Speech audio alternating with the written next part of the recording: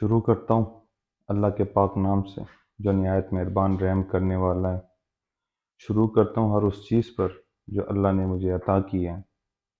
आजकल एक बहुत ही बड़ा और बहुत ही पेचीदा, बहुत ही जानलेवा डिज़ीज़ डेंगू फीवर, ये बहुत ज़्यादा आम है। इतना आम है कि हर घर में 1-2 पेशेंट मौजूद हैं। हर रोज़ हमें सुनने को मिल रहा है कि फलाँ बंदे को डेंगू हो गया और वो उसकी डेथ हो गई डेंगू से। और डेंगू का कोई इलाज नहीं है, ये अक्सर लोग कहते हैं। डेंगू का इलाज है, बड़ी अच्छी तरीके से है। अभी भी मेरी डिस्पेंसरी में मेडिसिन बन रही है डेंगू के, जो हॉस्पिटल से रिजेक्ट होके जो जिनके प्लेटलेट्स गिर रहे हैं, हमारे पास जो पेशेंट आते हैं, वो 5,000 तक, 6,000 तक भी उनके प्लेटलेट्स आए हुए हैं, 10,000 तक भी आए हुए हैं। इवन कि ब्लीडिंग जब स्टार्ट हो जाती है, ऐसे भी पेशेंट आए हुए हैं। तो हम पहले जानें कि डेंगू होता क्या है।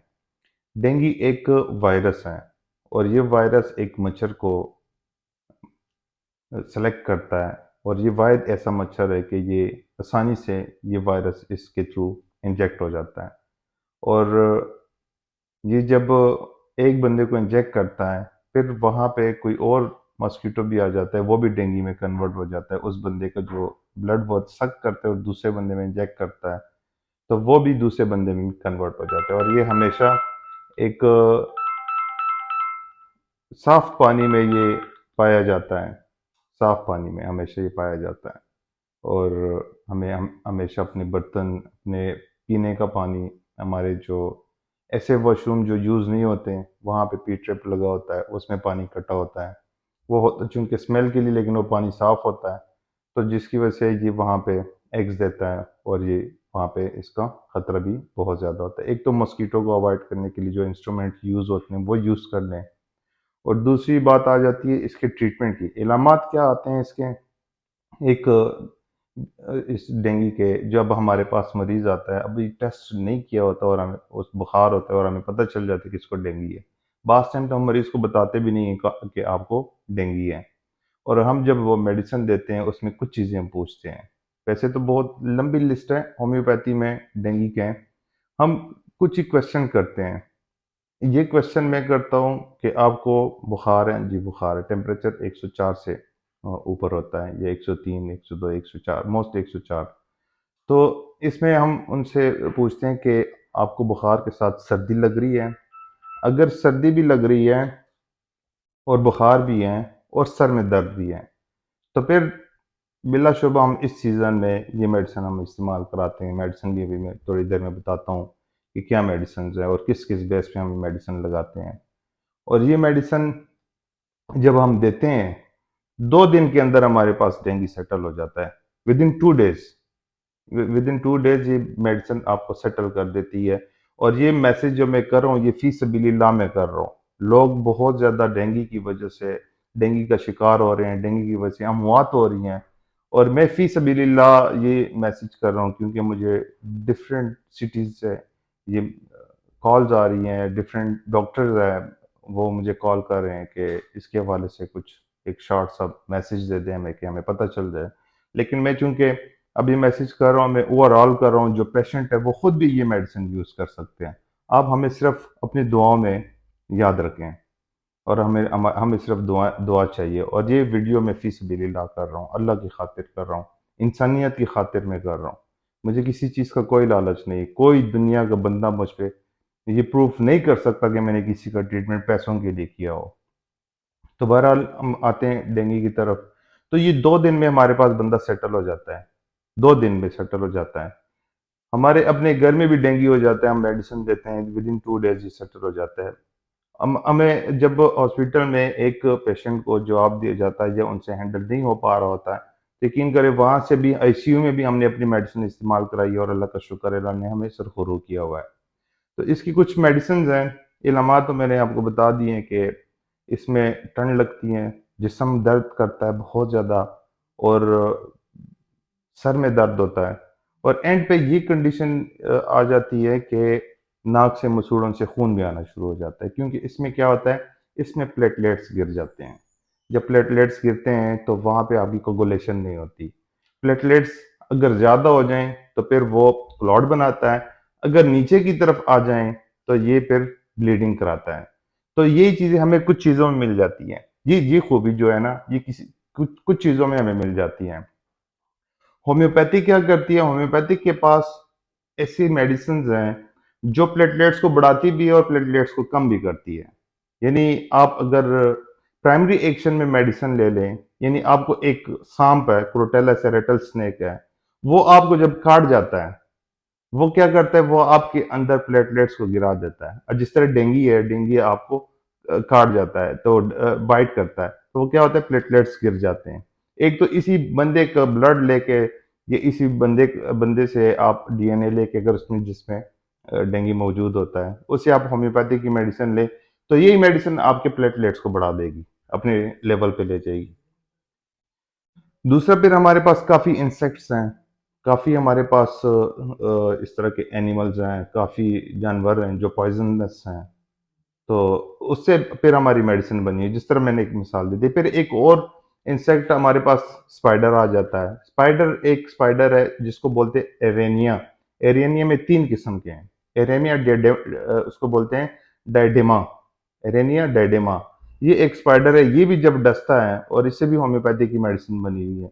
ये भी जब डसता है तो इसमें सेम यही चीज़ें आ जाती है। उसमें इतना ज़्यादा शिवरिंग, इतनी ज़्यादा कोल्ड, इतनी ज़्यादा चिलनेस स्टार्ट हो जाती है फीवर के साथ, कि आपका जो टेम्परेचर रेज़ होता है, लेकिन वो कोल्ड किसी सूरत में भी ठीक नहीं होता। आप जब भी डेंगू का शिकार होते हैं तो एरेनिया होम्योपैथी की मेडिसिन है वो लेकिन वो तब लेनी है आपने जब आपको बहुत ज़्यादा सर्दी लग रही हो, उसमें जिस्म में दर्द हो, हड्डियों में दर्द हो, सर्दी लग रही हो, साथ में सर दर्द भी हो, और बुखार बार बार यानी एक पीरियडिसिटी होती है इसमें, एक वक्त का तयन होता है उसमें, कि उसमें ये बुखार आपका बार बार उतरता चढ़ता है बुखार। एक होता है कि मुसलसल बुखार है, एक होता है उतरता चढ़ता है, तो इसमें हम एरेनिया दे सकते हैं। फिर हमारे पास एपिस मेलिफिका है, जो बीज से बनी हुई है, वो भी पॉइजन है। वो उसमें आपके हाथों पे स्वेलिंग आ जाती है, तो हम तब उसका इस्तेमाल कर सकते हैं। फिर हमारे पास अर्सेनिक एल्बम है। मैं सारी मेडिसिन को डिस्कस नहीं करूंगा, जो मेन मेडिसिन है मैं वो आपको बता रहा हूँ। अर्सेनिक एल्बम हमारे हमारे पास है, उसमें बेचैनी बहुत ज़्यादा होती है, बंदा बहुत ज़्यादा बेकरार होता है, बेचैनी, खौफ होता है उसमें कि मैं क्या करूँ, मैं मर रहा हूँ, मैं मुझे कहीं ये ना हो जाए कि मेरे प्लेटलेट्स गिर जाएं, मैं कहीं गिर जाऊंगा, तो मुझे अस्पताल अस्पताल ले जाएं। अस्पताल जाते हैं, वहां से भाग के आ जाता है, कोई जो कुछ चीज़ बताता है तो वो लेना शुरू कर देता है। तो हम आर्सेनिक का इस्तेमाल भी कर सकते हैं। आर्म ट्रिफोलियम है, बिप्टेशिया है हमारे पास। बिप्टेशिया का ये होता है कि इसका मुसलसल बुखार होता है, इसका बुखार उतरता नहीं है। बेलाडोना है, उसमें चेहरा लाल होता है, सर दर्द होता है, लेकिन हाथ पाँव ठंडे होते हैं, तो फिर हम बेलाडोना का इस्तेमाल करते हैं। ब्रायोनिया है हमारे पास, ब्रायोनिया एल्बम, उसका हम इस्तेमाल कर सकते हैं। इसमें प्यास बहुत ज़्यादा लगती है। फिर हमारे पास एक और कैंथरस आ जाता है, ये भी इंसेक्ट है। कैंथरस का हम इस्तेमाल कर सकते हैं, इसमें बहुत ज़्यादा बर्निंग होती है, जिस जगह पे मस्कीटो बाइट करते हैं, वहाँ पे जलन होती है, वो रुकता नहीं है, वो जलन इतनी ज़्यादा होती है, खारिश होती है, इचिंग होती है, जलन होती है, जो बहुत ज़्यादा इरिटेट करता है। फिर कोलोसिंथा है। फिर हमारे पास सबसे बड़ी मेडिसिन यूबिटोरियम पर्फ है, जो मेरे क्लिनिक पे फिंगर टिप्स पे हमारी, और हमारी मैं कहूँ कि इसमें हमारी ये फेवरेट मेडिसिन है। यूबिटोरियम पर्फ, जो भी पेशेंट आए, यूबिटोरियम पर्फ और एरेनिया, ये हम देते ही देते हैं, लाजमी देते हैं। फिर हमारे पास एक मेडिसिन है क्रोटेलस, जिसका मैंने सबसे पहले जिक्र किया है। क्रोटेलस का इस्तेमाल कैसे करना है, एरेनिया का इस्तेमाल कैसे करना है, यूबिटोरियम पर्फ का इस्तेमाल कैसे करना है। यूबिटोरियम पर्फ आप लोग 1 ml में ले लें, 1000 की ताकत है, 1000 ताकत भी कहते हैं, 1 ml भी इसको कहते हैं। आप वो ले लें, घर में लाजमी रखें। जब भी इस सीज़न में ये बुखार होता है, ये पेट्रोलियम पर्फ का इस्तेमाल करें। उसी वक्त हड्डियों का दर्द, सर दर्द, बुखार और टेम्परेचर फ़ौरन ये लो कर देता है। अगर सर्दी लग रही है बहुत ज़्यादा, तो फिर उसमें हम एरेनिया का इस्तेमाल कर सकते हैं। और अगर प्लेटलेट्स गिर रहे हैं बहुत ज़्यादा, यानी बहुत बड़ी तेज़ी से गिर रहे हैं, तो वहाँ पे अरेनिया का इस्तेमाल कर सकते हैं, जहाँ पे सर्दी हो। लेकिन यहाँ पे हम क्रोटेला सॉर को नहीं भूलेंगे, वो मुसलसल देंगे। फिर हमारे पास चाइनम सल्फ है, जो हम मलेरिया में इस्तेमाल करते हैं, उसके भी रिजल्ट हमारे पास अच्छे आए हुए हैं, बुरे नहीं है उसके भी रिजल्ट। लेकिन उसमें ये होता है कि इसमें बुखार मुसलसल होता है। और फिर हमारे पास फेरामेट है, फेरामेट बड़ा अच्छा काम कर रही है, उसमें खून की कमी हो जाती है। जलसीनियम में उसमें ठंड लगती है, लेकिन ठंड उसकी यहाँ बैक साइड से शुरू होती है, जलसीनियम में। तो इसके बाद हमारे पास हेमामेलस है, जिसमें ब्लीडिंग होती है, और ब्लीडिंग यानी खून आना शुरू हो जाता है, नक्सीर शुरू हो जाती है, हेमामेलस देते हैं। एपिकॉक है हमारे पास, वो हम इस्तेमाल कर सकते हैं, यानी ये एंड वाली स्टेज की मेडिसिन है। जब हम हो तो एक आधा खुराक एपिकॉक का दे दें, हेमामेलस का दे दें। फिर मर्क साल है, जिसमें ठंड लगती है, लेकिन साथ में इसमें पेट भी खराब हो जाता है, ठंडे पसीने आते हैं। नक्स वमिका है, जो बहुत ज़्यादा ड्रग अब्यूज़ भी हो और बहुत ज़्यादा मेडिसिन इस्तेमाल की हो, तो नक्स को ना भूलिएगा। नक्स बहुत ज़बरदस्त काम करती है डेंगू में, वो उसको फ़ौरन एंटीडोट कर देती हैं। पोडोफाइलम में रस्टाक्स है, रस्टाक्स में मसल्स में पेन होता है, इसमें मसल्स पेन भी है डेंगू में, मसल्स में पेन होता है। बोन्स में पेन होता है तो इबिटोरियम पर्फ दें, अगर मसल्स में पेन है तो आप रस्टाक्स दे दें। रस विनाटा है, सेनिक्यूला है, फिर सेकल कार है, और सल्फ्यूरिक एसिड है हमारे पास। अब इसकी तरतीब कैसे बनानी है? तरतीब इस तरह बनानी है कि अब मरीज हमारे पास आता है, अब ये बात जो है ना, ये डॉक्टर्स के लिए। आम जो लोग हैं वो घर में 3 मेडिसिन लाजमी रखें। ये पिटोरियम पर्फ एक मेडिसिन है, वरने में ये रखें। एरेनिया, एरेनिया एक मेडिसिन है। एरेनिया में 3 किस्म की है, लेकिन एरेनिया मैंने जिस तरह पहले बता दिया कि डाइडेमा है, एरेनिया डाइडेमा, ये लाजमी रखें इसमें। और तीसरी मेडिसिन आपके पास क्रोटेलस हार होनी चाहिए, क्रोटेलस हार रखें। और एक और मेडिसिन, अगर बहुत ज़्यादा वीकनेस है तो साथ इरिडियम मेट लगा लें, इरिडियम मेट 200 में, यानी दिन में 3 दफ़ा। क्रोटेलस दिन में 3 दफ़ा रोज़ाना दें, रोज़ाना के हिसाब से दें। तो क्रोटेलस में भी पेरियोडिसिटी है और एरेनिया में भी पेरियोडिसिटी है, लेकिन इसमें फ़र्क क्या है? फ़र्क इसमें ये कि एरेनिया में सर्दी लगती है, बहुत ज़्यादा शिवरिंग होती है, बोन्स पेन है। अगर आप सिर्फ एरेनिया भी सुबह दोपहर शाम देते हैं तो कोई भी मेडिसिन ना दें तो फिर भी आपका काम बन जाएगा। लेकिन एरेनिया खासकर किसी को पता नहीं है इस मेडिसिन का, तो लेकिन ये कि बड़ा अच्छा काम कर रही है। और एरेनिया अगर आप सुबह दोपहर शाम दिन में 3 दफ़ा 200 में भी इस्तेमाल कराएं और मुसलसल दे 3-4 दिन में, तो ये प्लेटलेट्स को ऊपर बढ़ाना शुरू कर देती है। अब हमारे पास पेशेंट आ जाते हैं, वो कहते हैं प्लेटलेट्स बहुत ज़्यादा गिर रहे हैं और प्लाज्मा लगाएंगे, ब्लीडिंग हो रही है। तो हम सबसे पहले उनको नक्स देते हैं, फिर कार्सिनोसिनम की एक डोज लगा लेते हैं, फिर उसके बाद हम डेंगू का एक डोज लगा देते हैं, ट्यूबर की लगा देते हैं, ज़रूरत जहाँ पे हो, अगर साथ नज़ला वगैरह हो तो ट्यूबर की लगा लेते हैं, बिला वजह नहीं लगाते हैं।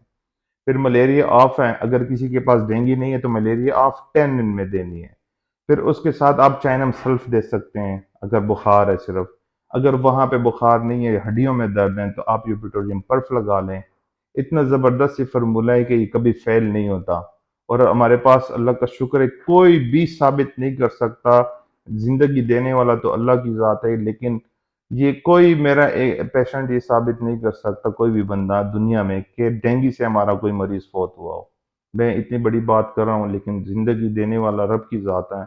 लेकिन कोई भी मरीज, अल्लाह का शुक्र है, आज तक हमारा डेंगू से फौत नहीं हुआ, क्योंकि वो हमारी मेडिसिन इस्तेमाल करते हैं और प्लेटलेट्स उसके बराबर रहते हैं। यानी प्लेटलेट्स हुई कोई भी इंसान सारी जिंदगी के लिए जिंदा नहीं रह सकता, लेकिन जो मैं बात कर रहा हूँ वो बात सिर्फ मैं इस वजह से कर रहा हूँ कि ये प्लेटलेट्स, जब हम उसका देखते हैं तो कि प्लेटलेट्स कितना है, तो प्लेटलेट्स जिनके नीचे आए होते हैं और वो मेडिसिन हम ये वाली दे देते हैं तो प्लेटलेट्स ऊपर चले जाते हैं। वैसे किसी और चीज़ से मौत हुई होगी, लेकिन प्लेटलेट्स की वजह से मौत उस बंदे की नहीं हुई होगी। हमारे पास हमारे जितने भी मरीज हैं, तो ये बात हम पूरे दावे के साथ कर सकते हैं, और पूरे दावे के साथ हम ये कह सकते हैं। और ये सिर्फ मेरे पास नहीं है, ये वाली मेडिसिन मैंने जिसको भी बताई है और जिस कंट्री में यूज हो रही है, जहाँ पे ये मौजूद है डेंगू, अल्लाह का शुक्र है कि वहाँ पे ये लोग बचे हुए हैं। और वैसे भी थ्रोम्बोसाइटोपिनिया जो होता है, यानी प्लेटलेट्स का गिरना जो होता है, प्लेटलेट्स का गिरना होता है, वो आम बाकी डिजीज में भी होता है, तो उसमें भी ये मेडिसिन यूज होती है वहां पे भी, लेकिन वहां पे साथ डेंगू नहीं यूज होती। देखिए, हमेशा मैं बात करता हूँ कि 2 किस्म की मेडिसिन होती है। सोल ऑफ ड्रग्स क्या है? 2 किस्म का है, एक है प्राइमरी एक्शन और एक है सेकेंडरी एक्शन। प्राइमरी एक्शन में ये होता है कि आपको देखें, डेंगू ने काट लिया है, आपके प्लेटलेट्स गिर गए हैं। आपको क्रोटेलस रेटल स्नेक ने काट दिया है, डसा है उसने, प्लेटलेट्स आपके गिर गए हैं। ये प्राइमरी एक्शन है, जिसको ये मदर टिंचर या लो पोटेंसी में भी यानी इनिशियल स्टेज में जो क्रूड फॉर्म में मेडिसिन आप जो खिलाते हैं उसका ये नुकसान आता है। एरेनी है वो आपको काटता है, प्लेटलेट्स गिरते हैं। एपिस है आपको वो काटता है, आपको बीज जो है वो काटता है, आपको इसके प्लेटलेट्स गिरते हैं। अर्सेनिक है, अर्सेनिक एल्बम, इसके जो पॉइजन है, ये एलिमेंट्स पॉइजन है, ये जब आप क्रूड फॉर्म में लेते हैं तो ये आपके प्लेटलेट्स गिरा देती हैं। यानी इस तरह जो मेडिसिन हम बता रहे हैं तो वो प्लेटलेट्स गिराते हैं, वो है प्राइमरी एक्शन। होम्योपैथिक असल नाम है सेकेंडरी एक्शन का। अब क्या होगा सेकेंडरी एक्शन कैसा है, क्योंकि प्लेटलेट्स गिर गए, रेटल स्नेक ने आपको काट दिया, उसी से हमारी मेडिसिन बनी है। वो 200 ताकत में या 1000 ताकत में आप लेंगे तो आपके प्लेटलेट्स बढ़ना शुरू हो जाएंगे। एरेनिया है वो आपको वहां पे स्पाइडर काटता है तो आपके प्लेटलेट्स गिर जाएंगे। लेकिन आप अगर होम्योपैथिक मेडिसिन में 200 में 1 में देंगे तो प्लेटलेट्स को ऊपर ले जाएंगे। तो इसी तरह हम हमेशा कहते हैं कि होम्योपैथिक जो है वो सेकेंडरी एक्शन रेमेडी है, सेकेंडरी काम करती है, उस पे वर्क करती है मरीज पे। तो लिहाजा मैंने ये मेडिसिन बता दी है। वाहिद ही ऐसा केस है, वाहिद ही ऐसी डिजीज है जिसमें मैं मरीज को कहता हूँ आप खुद भी जाके मेडिसिन ले लें, इसमें मैं मना नहीं करता, लेकिन इस तरतीब से जिस तरतीब से हमने बताई है कि नक्स लगा लिया, अगर आपने बहुत ज्यादा मेडिसिन खाई है तो नक्स ओमिका ले लें, और कार्सिनोसिनम 200 में या 1 में एक डोज लगा ले, क्योंकि ये एक से दूसरे में और दूसरे से तीसरे पे लग जाती हैं। जो घर में पहला बंदा जिसको काटते हैं उसको कार्सिनोसिनम की जरूरत नहीं होती। जो दूसरा बंदा बीमार होता है उसको कार्सिनोसिनम की जरूरत होती है, क्योंकि वो उसी से पहले वाले से जरासीम आए हुए हैं, इसमें ये शिफ्टिंग डिजीज में आ गई है। तो फिर कार्सिनोसिनम लगा ले तो वो वर्क भी करेगी और अच्छे तरीके से भी करेगी। मलेरिया ऑफ लगा ले, अगर किसी के पास डेंगू का नसोड़ नहीं है तो मलेरिया ऑफ लगा ले टेने में। अगर डेंगू का नसोड़ है तो फिर डेंगू लगा लें। फिर आगे चाइनम सल्फ, जिस तरह मैंने बता दिया कि बुखार उतरता चढ़ता है तो चाइनम सल्फ, लेकिन उसमें हड्डियों में दर्द नहीं होता। अगर हड्डियों में दर्द है तो यूपिटोरियम पर्फ दे दें। यानी सिंपल सी मेडिसिन, पोटेंशियम हमने वाजिब कर दी है। तो सब लोग हमें दुआओं में याद रखिएगा। जो जो वीडियो सुनेगा तो ये वीडियो हमने फी सबिलिल्लाह में अपलोड कर रहा हूँ ताकि लोग उन तक पहुँच जाएँ, अवेयरनेस आ जाएँ और लोगों की ज़िंदगी बच जाए। जिसको भी ये वीडियो मिलती हैं, जिसको समझ आती हैं, तो इस वीडियो को आगे शेयर करते जाएं और सवाब कमाने में हमारी भी मदद करें। शुक्रिया जी। अल्लाह हाफिज़।